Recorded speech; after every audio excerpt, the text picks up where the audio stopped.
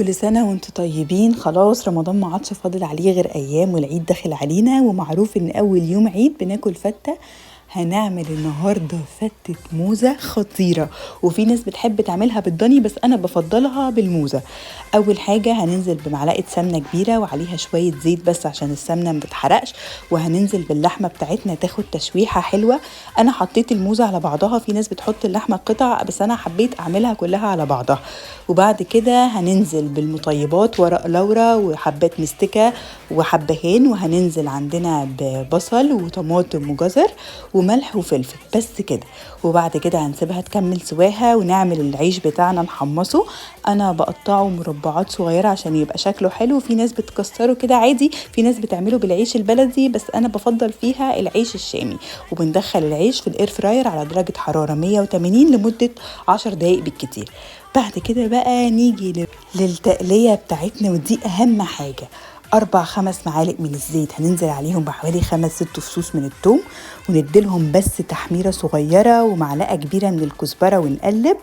ساعتها هنبدأ نشم ريحة حلوة قوي. ربع فنجان من الخل، وانا نفسي تبقوا شامين الريحة اللي انا شميتها.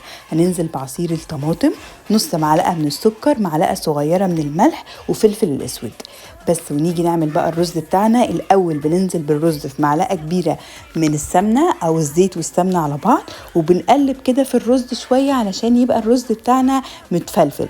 2-3 كده الرز يبدأ ياخد تحميرة صغيرة، وبننزل بمرقة الفراخ، بننزل بالشوربة. يا جماعة اهم حاجة نعمله بالشوربة مش بالمية، وبنسيبه يكمل سواه. وبعد ما الاكل تقريبا بيكون خلص، انا جبت العيش المحمص بتاعي ونزلت في طاسة فيها معلقة صغيرة من السمنة، وبديله تقليبة كده يتغلف بالسمنة. وبعد كده بننزل بفص صغير من الثوم، نديله تقليبة مع العيش، بيفرق قوي في طعم الفتة. وبعد كده كبشتين من الشوربة وعليهم كبشتين من التقلية اللي احنا عملناها، وبس كده العيش بتاعنا يكون خلصان. ننزل بقى باللحمة في شوية سمنة كده يا جماعة نحمرها، وبتكون الأكل خلصت. أول حاجة هنعملها ان احنا هنحط العيش بتاعنا. لو انتوا حابين العيش محمص بس بتقلبوه بس بعد ما بيخلص في معلقتين من التقلية بتاعتنا وخلاص، بس انا بحبه يبقى طري بصراحة. هنحط العيش بتاعنا وهنحط فوقه الرز، هو الترتيب بيرجع لكم بس انا بحب كده. بعد كده حطيت اللحمة بتاعتنا وهنبدأ نحط عليها عيش برضو من الجنب. وبعد كده يا جماعة آخر حاجة خالص هنحط الصلصة بتاعتنا، نغرق بيها كده اللحمة بتاعتنا، وبيكون الطبق خلصان. حقيقي أنا نفسي تبقوا شامين الريحة، انتوا مش متخيلين ريحتها عاملة ازاي وطعمها عامل ازاي. جربوها، وانا متأكدة ان الوصفة دي بالذات هتعجبكم جدا.